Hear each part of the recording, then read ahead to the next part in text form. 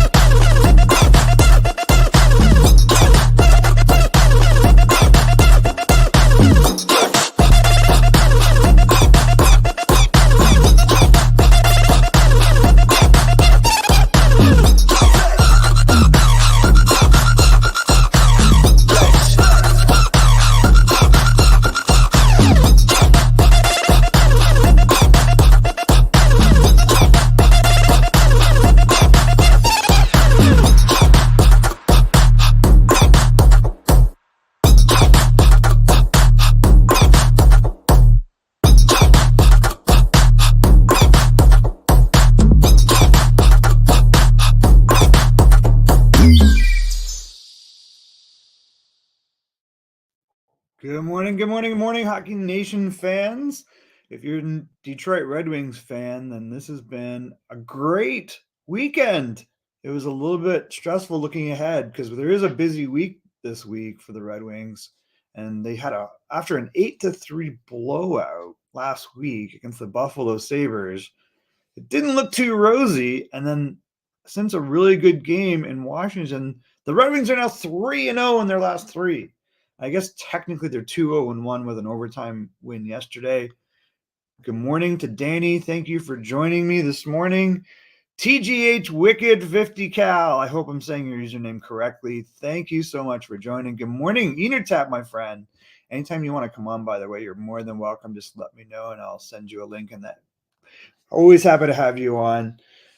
So entering the weekend, it was looking a little rough. The New York Islanders were on a 7-game winning streak. The Rangers are obviously always tough, although I don't think the Rangers have really hit their stride. They're not quite getting the full, effect of that lineup. I think they're probably focused on postseason, but still very tough game if you're going to face the Rangers and the Islanders in the same weekend, back to back, one at 1 o'clock on Saturday and then one at 4 o'clock Eastern on Sunday. Whew, what the heck happened here? The Red Wings not only get a win, a shutout win after, a kind of crazy 8-3 loss on Tuesday, then they pulled out a 3-1 win versus the Washington Capitals, and then they capped this weekend with a 3-0 shutout win. Ville Husso for the shutout against the Islanders on Saturday, and a 3-2 overtime nail biter yesterday with, am I saying this right? Alex Nedeljkovic was in that. What the heck? He's had a struggle season, man. 4.96 goals against average, 8-something save percentage, and then he pulls out a great goaltender dual win yesterday. Lots to talk about. Thank you. The Islanders deserve to lose, generate 0 offensively, but the refs weren't helping either. Well, I think what we're seeing is, even though, it doesn't always work because they get, they have some challenging games. The puck management style of Derek Lalonde is really tough to play against, and it takes away a lot of opportunities. Good morning, Hunter. Thank you so much for joining. We are always excited to have you. I know it's small this morning so far, but I'm sure more people will join. All right, so let's just take a look back to Saturday. The Islanders were 7-5-0. Red Wings 6-3-2. Pretty good there going into this. This game, it was really tight. Let's put it that way. It was actually really tight, and I would call it a goaltender's duel because Sorokin on the other end was fine. There was no problem in the net for the Islanders. It was just really tight, but then the Red Wings kind of busted open a little bit in the second. 26 shots for the Wings, 24 for the Islanders. Islanders actually, dominating the faceoff circle 60-40. So that's kind of crazy. The power play not really clicking for the Red Wings, but to your point, Hunter, or sorry, I think it was Wicked. There was a lot of power plays, 5 power plays for the Red Wings. But I think what we're seeing is when they're playing Derek Lalonde style, they're tough to play against, and they're gonna draw some penalties. So Husso pulls out the win, 24 shots, gets the shutout. You're right, they generated no offense, but some of that was just really good defensive play by all the 5-man unit, plus all the power plays didn't really help. Sorokin, not the problem here. Varlamov. Wait. 0 for 1 shorthanded. What happened here? 2 shots and 1 goal. So yeah, Sorokin out. Varlamov played decent after that, but I don't know what to say here. This was a great win. Nice to see the Red Wings get a shutout. And let's see, I don't know if I thought I had pulled up the scoring for that game, but maybe I didn't. Oh boy, we might have to share it. So let's see. What was great was Lucas Raymond gets the game-winning goal, first goal. So he scores, I believe, in back-to-back games there. Let's just take a look here. We're going to share, and we'll just take a look at the game.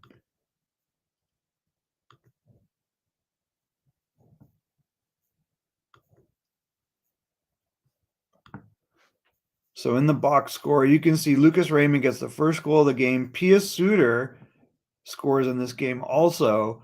Lucas Raymond from Kubalik, who gets his 9th assist, guys. 9th assist. Larkin gets his 8th. And then Pius Suter makes it 2-0 in the second on the shorthanded goal. Adam Ernest continues to play real strong for Detroit, surprising me. And then Mo Seider gets only his 3rd assist, but we'll see by the end of the weekend. I think he ends up with 5 assists. And Mo Seider right now, no goals, but he's playing very efficient. So I think that this is kind of what we're seeing from Derek Lalonde. Defense first, and then you can get some offense off of the opportunities that are afforded you. And then Dominic Kubalik finishes it off. Goal from Andrew Kopp. Nice to see Kopp starting to get some offense in his game. But Kubalik really a big part of this Red Wings team. Is he back as the leading scorer? Let's take a look at the Ranger one. Varley got injured on the net. Oh, Sorokin came in. Got it. Sorokin, I missed that. I was like, I thought Varlamov started, but it's crazy. He only had 2 shots, and then one was the shorthanded goal. Is that right? No, because he had 8:32. Varley came back in after. Got it. Okay, I was trying to remember that game. Thank you, Wicked, for correcting me. I was like thinking of the Ranger game last night. 2 games ago. Apparently, my memory is not that good. All right, well, good news really for the Red Wings. The Islanders, who were on a 7-game winning streak, that stops. But they're still tops of that division. Kind of a rough game for them. The goaltending situation wasn't, I don't think was really the crux of the problem, though. I mean, I think there's just a really tight game from when I was watching it. Husso, good news for him. I think the continued play of Dominic Kubalik is a big deal. 6 goals, 9 assists, 15 points for a guy that, I don't know, what is he making? Is he making $1.5 million? This is a guy that Chicago gave up for nothing. A little more. Okay, so 2.5. I mean, this is a steal, and they have him for this year and next year at 2.5. I mean, this is great. Wow, so he's coming off a $3.7 million contract, and a $4 million was what he was paid last year. So $2.5 million. This is a great signing by Stevie Yzerman. Probably the best signing of the year. Complete fit for Derek Lalonde's contract. Hello, Stu. Thank you so much for joining. There is no Coach Frenchie in the morning, and Eatertap is here in the chat. RJ, thank you so much for joining as well. Always with great information, RJ. The Blues versus Boston tonight. Calgary versus the Islanders. So that'll be interesting. The Oilers versus the Capitals. I guess it's okay in the Leaf Nation. Yeah, a couple of wins in the Leaf Nation changes everything. So we can talk about that. Let's just wrap up. Stu, good morning. Lifting but listening. Oh, well, that's good. I like to see when you're working out and you're listening to the podcast. All right, so let's just go back for a second and take a look then at the game against the Rangers. So 7-3-2 into this game. Like, would you have thought the Red Wings would be 7-3-2, and then with the 4-game mess that they had, where they had 20 goals against in 4 games, a 6-2 loss against the Devils, a 5-1 loss, a 8-3 loss mixed in those 4 games, and suddenly they're on a 3-game winning streak, right? And that was capped by this. First of all, resilience overall, but resilience in this game particularly, with the Rangers going up 2-0, but then Detroit clawing back in the second. Yeah, Coach Frenchie, I don't know. You can't stay up 24/7. No problem, Stu. I'm really happy to have you join. Please hit the likes if you don't mind, and share this as well so we can grow the morning audience a little bit, particularly if anyone's a Red Wings fan. And we will, to Enertap's point, let's talk about the other teams after we review the Red Wings. So 2-2 after the second, and then this goes into overtime. No scoring in the third. What's shocking about this to me is that Alex Nedeljkovic has struggled so bad all year, including that 8-3 loss, and they go back to him. And he pulls out a very, very solid game. So Kakko getting on the board. It's his 3rd of the year, so that's not bad. I like to see Kakko have some success. High draft pick. I don't think he's a bad player. I think he and Alexis Lafreniere are everyday contributors to this Rangers team. They just have a lot of other talent, including this guy, Mika Zibanejad, from this other guy, Panarin, this other guy, Fox. So you can see there's just a lot of depth. They got Kreider, Kranken, Trouba. So lots of weapons for the Rangers. So they get an even strength goal and then a power play goal, making it 2-0. And then Matt Luff, who's, he's filling in because, first of all, Matt Luff have a really good training camp. I liked Matt Luff for the LA Kings. I mean, I thought he was a pretty solid contributor for that team. And with all the injuries that they have, with Tyler Bertuzzi out, with the Verona situation, the Rasmussen suspension, and then, obviously Robbie Fabry out till January, Matt Luff is carving himself a little spot here. So good to see him get a goal. Pius Suter getting back-to-back goals against the Islanders and then against the Rangers. So he gets 2 goals on the weekend. He made it 2-2 from Ronick and Larkin. Larkin is 9th assist, which is great news as well. And then nothing going on the third. They go into overtime, and then Dominic Kubalik continues to be an offensive leader for this team. So it's pretty awesome to see this from Perron and Suter. Suter ends up with his 5th. I think it's his 5th. Yeah, because Suter has no goals in the year. I don't know if I would have said that. I would have thought, are they 13 games in?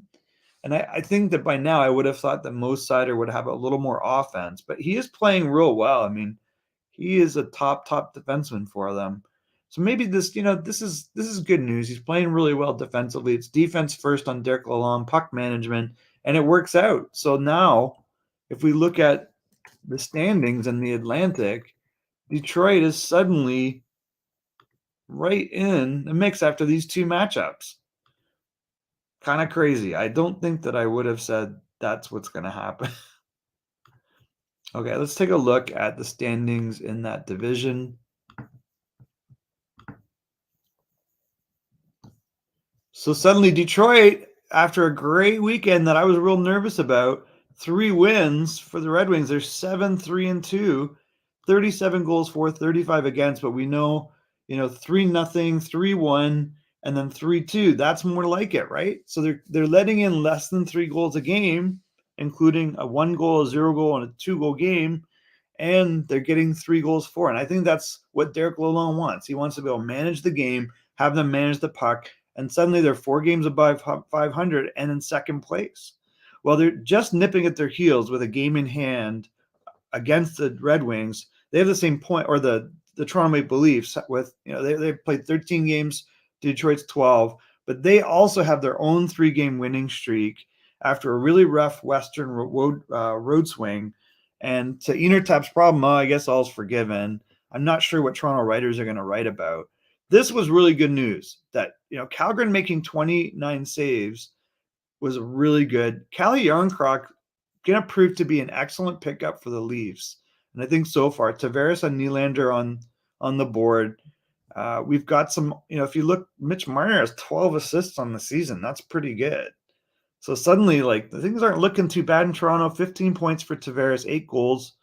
There were some other interesting goals. Now, bad news, Ilya Samsonov was put on the injured list, I think, right? So what's the situation? What was the injury? Because I didn't see this. Pitlick put on waivers by the Canadiens. Oh, interesting. Thanks, Alan. Thanks for joining this morning. Joseph, good morning. I'm really excited to have you here as well. So bad news, though, is I think Samsonov is hurt. So they better hope Kallgren can pull off more than one game here. But, I don't know what the situation is, but I read this morning. Let's just take a quick look here. Maybe it was on NHL.com. Samsonov. Ooh, geez, what happened there? Wow. We got to talk about that. That is nonsense. Samsonov placed on injury reserve, so that can't be good. Knee injury on Sunday. Missing a week. So hopefully this is just a sprain. They're already missing Matt Murray. Joseph Ball is not a solution. Keith Petruzzelli is not a solution. Eric Kallgren, man, you're going to get some action here. Interesting. Philip Zadina, who just in total bust territory here, guys. Injured with a lower body injury. That's okay. Something's broken, lower body. Wow, okay, that's not good. Just piling it on. They miss Oscar Sundqvist, though. Maybe more than it. Well, I mean, they miss Bertuzzi, and Fabry would definitely help them. But the injuries keep piling up in Detroit. What is going on there? That is crazy. Thank goodness they have so much depth. I am Pucks and Dreams. How are you doing? Thank you so much for recognizing Pucks and Dreams all over the screen. Well, so to Enertap's point, everything's okay now with a 3-game winning streak in Toronto. But, really, you got to be a little concerned with the fact that they are down again to their third or fourth goalie in the list here. But for the moment, they're 3 games up, so maybe they have a little breathing room, but maybe not, because you've got Tampa Bay right on their heels, and they get a win. Tampa Bay ain't going away. They're just going to hang in here, and they're going to fluctuate in the top 4, in my opinion. Florida might be the biggest disappointment of the season. I think they will continue to have problems. I do not like the way Florida plays defense as a team. I think they're going to have a lot of inconsistency. This, to me, is the hallmark of a Paul Maurice team. If you look at Winnipeg, look at Carolina under him, up and down like a yo-yo. Okay, always trying to patch things that shouldn't be patched. So there's something always off, in my opinion, there. Suddenly, Buffalo, who was cranking it, has 2 losses in a row. So, I mean, maybe that's to be expected. There's going to be some inconsistencies there. Maybe they're coming down to earth on the goaltending, which has been really good. And it's a very tough division. Ottawa, man, when are they going to make a coaching change? This team made some big moves in the offseason, and they lose to the Philadelphia Flyers 2-1. Now they're 4-7-0. Come on. At some point, you've got to say, we need to make a change here, because on paper, they're not a bad team. Kind of crazy. I don't know. I thought that would have been the first to go. I mean, between that and Anaheim, I don't know. Let's take a look at how Anaheim's doing in the West, because I thought it was kind of a race between Anaheim, who are 4-8-0. They've lost again. I mean, this team, they need to make a change here. This makes no sense. John Gibson's your goalie, and you got 5 awesome defensemen on that team. Most NHL general managers would drool to have the Anaheim defensive core. What am I missing here? Do these guys just not care? What is it? I don't see this. Vancouver struggling, Anaheim struggling, San Jose we expected to struggle. St. Louis is, 6 losses in a row. Something is amiss there. They're not scoring. They're really 35 goals against, not really great. They got problems in St. Louis that I did not anticipate. I thought they were going to be fairly strong. So I don't know. Who were you surprised by at this point? Columbus 3-9-0, I thought would have been better too under, I don't know. I thought they made some, the Johnny Gaudreau move, obviously not the end all and be all to take them to the next level. Is his style clashing with the way they need to play? And I've just never really believed in that goaltending. I think it's very overrated in Columbus. Pittsburgh, maybe a little surprising here. Are you surprised by Pittsburgh? Not, I don't know. Some interesting things. Who would have said New Jersey's 9-3-0? 6 wins for New Jersey, guys. So lots of surprises here for me at this point in the 12, kind of 13 game mark of the season. Let's see. If Florida keeps dropping, could Maurice be fired? I mean, this is chaos for no reason. We've seen Florida have chaos for no reason in the past. This team is not the same without Joel Quenneville. We saw last year, they made a strange coaching decision last year, I thought. That didn't work out with Andrew Brunette. I never understood that. And then now, Paul Maurice, I was like, I don't get why you would go Paul Maurice. Like, this team has Mike Babcock written all over it, in my opinion. If Mike Babcock goes to Florida, there's not a lot of attention on him. The team is stacked, right? Like, what the heck? Like, what coach would not love to have this Florida team? You've got an elite player in Barkov. Now, Tkachuk is suspended for 2 games, but Tkachuk is having an absolutely phenomenal year. You've got 2 very good goaltenders in a young Spencer Knight, Bobrovsky. Now, the defense situation, kind of the issue, but Montour was player of the game in their last game, I believe. But it's against the Ducks, right? They lose a tough game to LA Kings. LA Kings are going to, be tough to play against all year. I think Montour had a 4-point night here. So Montour is, doing more than you would have expected from him. Sam Reinhart only getting his second goal. Maybe that's part of the problem, but Verhaeghe's playing great. 8 goals on the season. Like, this makes no sense, guys. Florida should be, they are in the mix, and maybe, the 7-4 is not terrible, but they should be a lot more consistent. That's what it boils down to. Like, the consistency on this team is what is frustrating. And yes, they beat the Ducks, but they let in 3 goals to do it. It doesn't make sense to me. You want bigger things from Sam Bennett. You want bigger things from Sam Reinhart. Montour, you can't ask for much more than this. I think this is exceeding my expectations. He's got 12 points in 11 games. Now, 4-point night doesn't hurt, but there's a reason. He's getting more opportunity. I think he's got lots of offensive talent. I've always liked him that way. Defensively, you get a little concerned. But this makes no sense. Ottawa makes no sense. Now, Ottawa defense is a problem, right?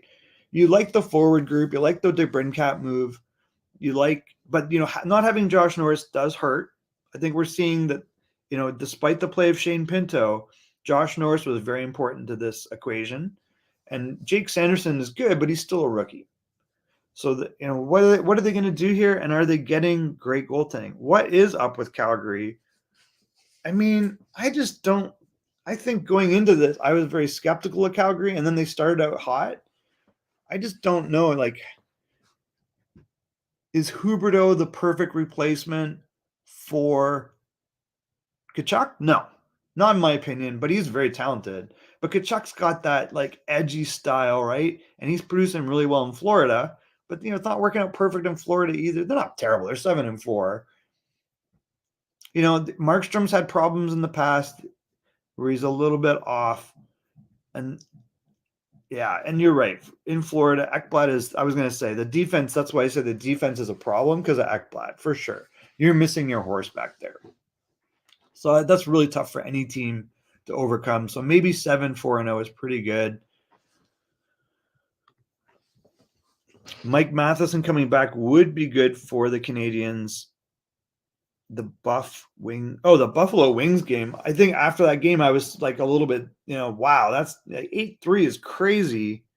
Like, that was terrible. But they responded very well after that, where the next game with Husso in was 3-1 win versus the Capitals. So I think that was really good. I was a little skeptical going into this weekend. The Islanders were on a 7-game winning streak and playing very well. So to shut out the Islanders with Husso was a big deal. the bigger deal, I think, is the fact that Nedeljkovic comes back on Sunday against the Rangers and wins a goalie duel. I mean, who would have guessed that?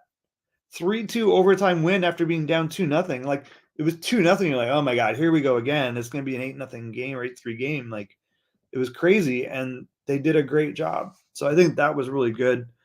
Buffalo Wings game was crazy. You love Buffalo Wings, though. Well, but suddenly Buffalo's on a 2-game losing streak since that. So, you got to be consistent in the NHL, and it's tough because every night there's someone and some factor, right? Yeah, at least Tap, he likes Buffalo Wings, so maybe we can see that again. I think we're going to see that matchup again. But, really good season in Florida for Carter Verhaeghe. 8 goals, 13 games. Ain't nothing to sneeze at. But Gabe Vilardi, man, got another goal in the weekend, I think. See the goals in the season. Gabe Vilardi has 9 goals in the season. Would you have anticipated that? Would you have anticipated Erik Karlsson has 10? Within 2 of striking distance of Connor McDavid? We know San Jose is going to be terrible this year. That's just reality, right? Connor McDavid, by the way, like 25 points. Leon Draisaitl, 23. Kucherov has crept right up there. McKinnon's up there, which you would expect with Pasternak. Erik Karlsson, man, holy smokes, doing really well. And Jason Robertson showing he's the real deal. Are you shocked that the leading scorer in Carolina is Martin Necas? So there's lots of good surprises. And we were mentioning Jesper Bratt was on like a 10 game point streak. And I haven't really kept track of that, but like 17 points on the year. This signing is great for him and great for New Jersey, who are in first in the Atlantic. That's kind of crazy. Buffalo is missing 3 of their top 4 D right now. Oh, that's interesting. I wasn't aware of that. So Rasmus is out. Why is Rasmus Dahlin out? That's not good. I mean, frankly, like if Rasmus Dahlin plays 78 games this year or 75 even, right now he's my choice for Norris Trophy. Like, who's better than Rasmus Dahlin? He had a phenomenal start to this year, and he's the engine. So having him out is not good. That's unfortunate, Hunter. I was not aware of that. Let's take a look. What happened to Dahlin? How long has he been out? Was he out for both those losses? That might explain it. I haven't really kept up on Buffalo the last couple of days. No real news on this. So they have the 5-3 loss that I saw with Tampa. I didn't really watch this game, so maybe you did. And then the 5-3 loss to the Sabres, not great. They won 6-3 in Pittsburgh. Great game for Tage Thompson, but I didn't really follow these last 2 games. So let me know what's the injury for Dahlin and how long is he expected to be out. I don't know what's more shocking, Erik Karlsson up there or Vilardi. Vilardi's playing great, and he's getting goals in little areas, right? He's going around the net. He's just finding little spaces, and he's putting the puck in. He's got great hands. Right-hand shot really working out for the Kings. If the move to wing for him is the key, then great. I'll say Karlsson because he's been washed up the last couple of years. Well, apparently he's still got some offense. I'm just waiting for him to get hurt. Ottawa's far better than they're showing. The roster is stacked. 2 of the best rookies in hockey in Pinto and Sanderson, agreed, but they are rookies. And Pinto's played really well. The offseason acquisitions, I agree, should be better. So really, but the loss of Josh Norris, who's a 30-plus goal scorer, cannot be, understated here. It puts a lot more pressure on Stützle, and Tkachuk, I think, is fine. He's having a good start like Brady. But really, like, they've got to tighten up the ship there, and I just think at some point, the coaching change. Vilardi's been at least a top draft pick recently, but he's 23, guys. That was 5 years ago. He was a top draft pick. He had the back injury early on that was like, what the heck's going on? He was sent to the AHL last year after what I thought was a very good training camp. And Coach Frenchie thought I was crazy because I'm like, I don't get it. Like, this guy's so good. He skates a little bit stand-up style, but he's got great hands and he's a big guy. So maybe taking the pressure off, putting him on the wing. I think he's been playing more wing than center lately, and he gets right around the net, and he finds a little bit of room for himself, and he's got really soft hands. And Samuelsson is a long-term. That's not good. This guy was really good, by the way. Like, he kind of snuck up on me, Samuelsson. This is Ulf Samuelsson's kid, right? And they signed him to a long-term deal, like $4+ million a year or so. Got my attention how good he was from that. Jokiharju was not That's not good news. He's a good defenseman, top 4 in my opinion. So there's 3 of their top 4. Well, hopefully Dolan is back because I think he was having a great season. Let's take a look at DeBrincat because I think DeBrincat's been playing okay, but what is okay when your team is 4-7-0? I am not sure. So I'm just going to use the old stats team. We're just going to go to Ottawa and take a look. Because I thought that they were playing okay offensively, but I guess he's down there. 9 points is not terrible. So it's not like he's a complete bum here. 7 points for Pinto if you're happy with that. Stützle 9 points. Giroux's been playing role. He had a good weekend, I thought. But the goaltending situation, I don't know. It's weird. Like on Forsberg, if that's the guy you're going with, you're in trouble. Because is Talbot back now for? He's played 2 games. So Hellberg and Talbot with decent save percentage. Obviously, the Forsberg thing wasn't working out. 3-6-0. Talbot's 0-1, so maybe he's just back. So maybe that'll help. And then Hellberg 1-1-1. So if Hellberg's your guy, that's kind of interesting. Was Hellberg the guy that Detroit brought in late last year? Yeah, it is. And I didn't think he was that great. He was just like really inconsistent, and there was some stuff that wasn't amazing, but that's what they got. So, but I think at some point you've got to make a move on the coaching situation. No, this is the Vilardi draft was he blew 2 years because of his back, and then he was in and out of the lineup, even in the OHL. And then, so he's 23 now. That was the year that Cody Glass was drafted. Who else was in that draft? If you take a look, let's just search by Vilardi. I never understand this thing. We can look at goal leaders because he's right there. Yeah, 23 years of age. So he's in 1990, August 16th. I'm August 15th. We'll have to celebrate. 2017 was that draft, and he was picked 11th overall. He immediately had injury problems. So that was not great. That was, he had problems right from the word go, unfortunately. But I'm glad he's having success, and I hope he continues to have success. This was the one where Nico Hischier also has had injury problems in his career, but is the captain in a surging New Jersey Devils team, first overall. Nolan Patrick, injuries. This was always my fear with the Nolan Patrick pick. No question of the character of the kid or the talent level or the size, but his dad had this problem. Stephen Patrick was had an injury-plagued NHL career, and I think Nolan Patrick's probably done. Hezekainen, stud in Dallas. Oh, this guy, Cale Makar, in that draft. So you think of same age as Cale Makar. Elias Peterson, he's been pretty quiet. We have to check in and see how he's doing. He was a pretty good player for a while there for Vancouver. And then Cody Glass, 6 to the Vegas Knights. He's caught on with Nashville finally, so it's good to see both Vilardi and Glass getting an opportunity in the NHL. Elias Anderson, not a good pick. Casey Middlestad's playing pretty well now in Buffalo. Not amazing, but not bad. Rasmussen, Owen Tippett, not terrible, Vilardi, 11th. And who was picked after him? Martin Necas, who we just said has got 17 points on the season and the leading scorer for a very good Carolina team. Like, this has been a good news story, right? So I really like this story. 7 goals, 10 assists, 17 points in 12 games. He had a little bit of a dip last year at 40 points. We're going to look back at this and go, what were we worried about? Because you could see on the ice with him, he's a big body. He's really smart and talented. And a lot of times he looked like the best player, even if at times he was struggling. But if this is struggling, I think just the expectations are really high. This is the potential of the guy. I'm really excited about Martin Necas.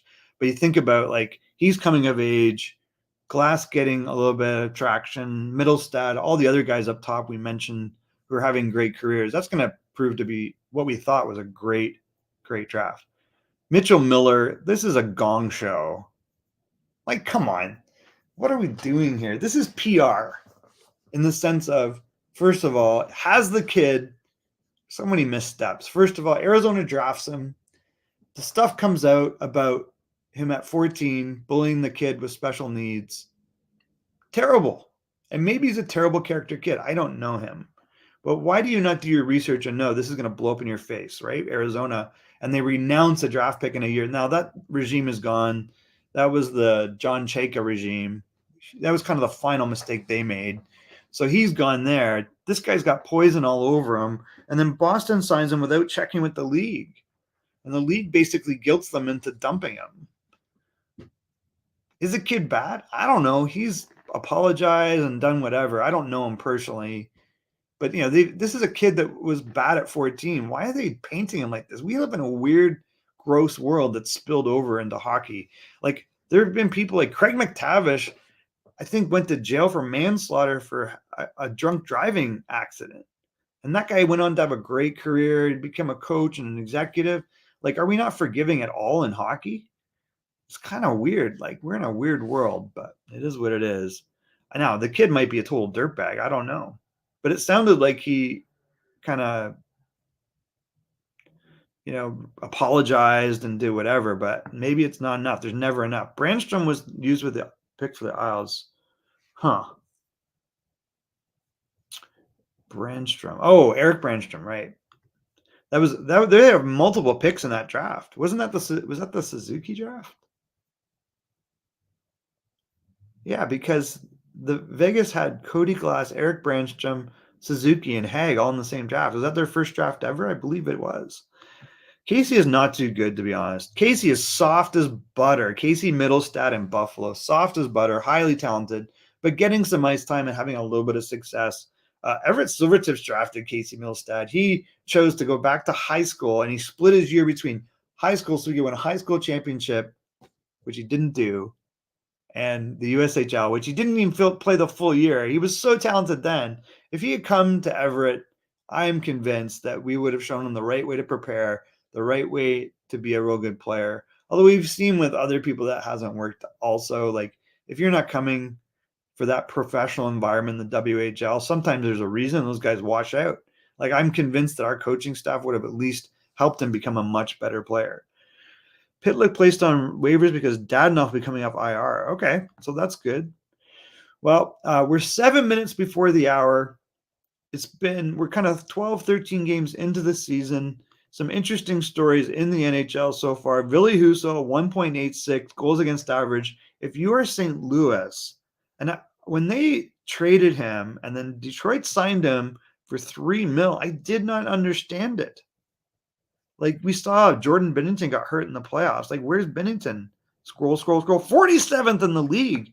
3.4 goals against average and 879. Jordan, I love you, but come on. This is not going to work. Yeah, that's Casey. He was very coddled, and he was kind of doughy. He looked doughy. Like, when you see guys that look doughy, like Oliver Wahlstrom and Kiefer Bellows look doughy. It's like, are you guys eating Twinkies at home? Here's the difference.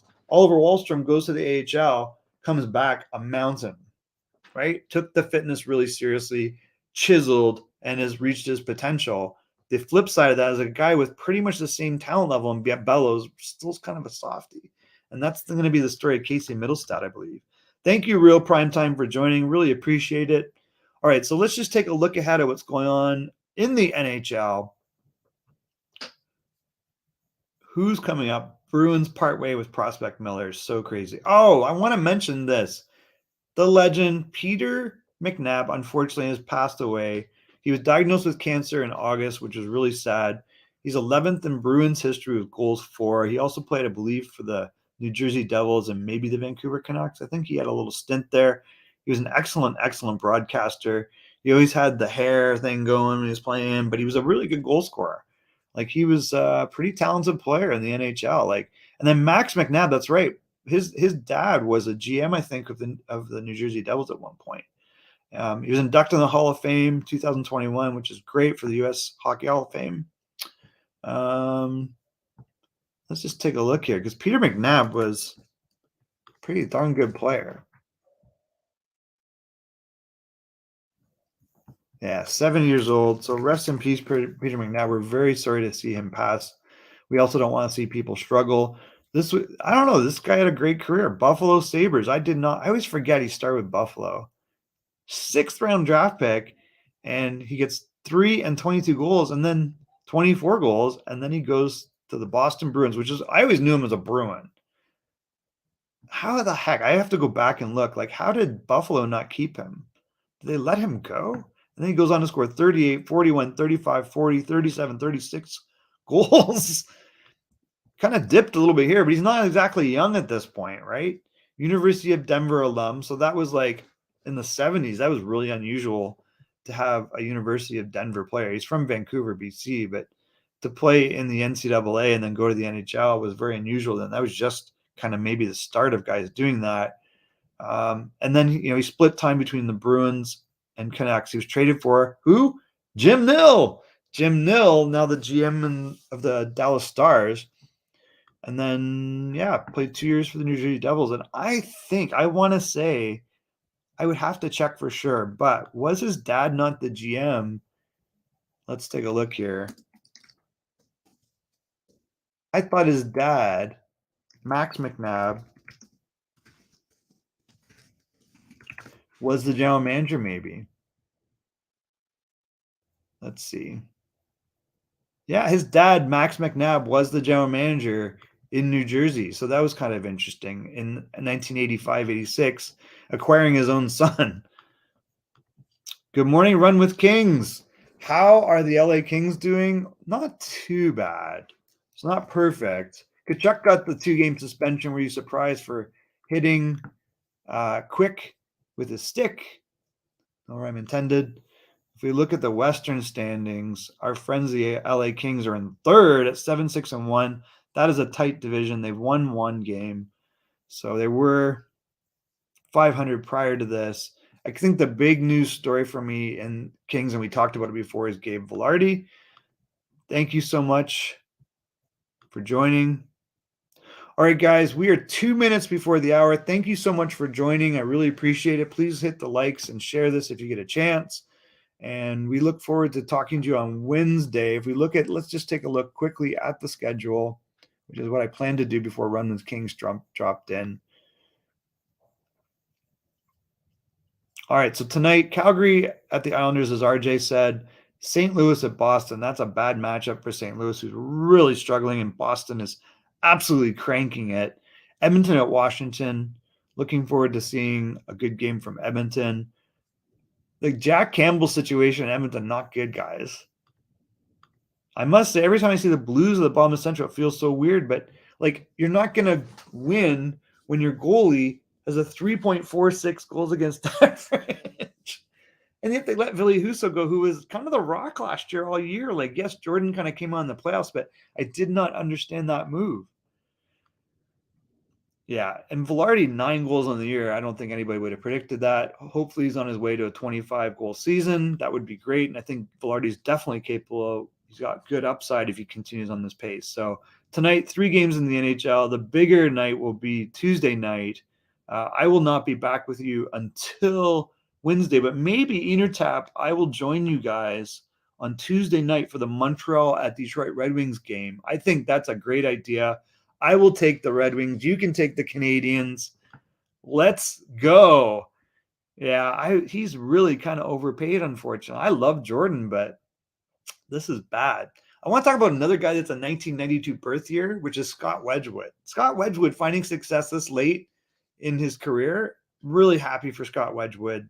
He's doing a great job. Really glad to see him out there. Congrats, Scott Wedgwood. He's kind of bounced around, but I think he's proven he's a very solid NHL goalie. He was always the guy that would steal games for you. So Tuesday night, why don't I join you, Enertap and Coach Frenchie? Montreal at Detroit, 7 Eastern. I will book it in my calendar, and we will do a joint Hockey Nation live night.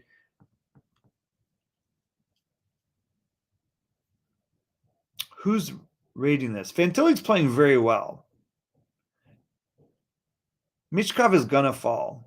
I don't see that not happening. He might, but someone's going to get a stud player. Depends how patient you are or can afford to be, because you just don't know if and when he's going to ever come. That's the problem with Michkov.